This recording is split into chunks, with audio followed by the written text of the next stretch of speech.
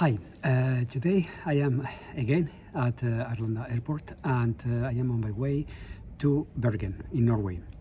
What is going to happen in Bergen this week? Well, we are going to have the annual workshop of the European Radon Association and also the ROOMS workshop. I remind you that ROOMS stands for Radon Outcomes on Mitigation Solutions. So over the next few days, we are going to discuss many things regarding radon mitigation, prevention, and also a very interesting topic for the ERA workshop this year that will be radon in the sustainable environment. How much energy efficient measures can affect radon? Is there any connection? Is it possible to build sustainable homes, buildings, and also with low radon levels?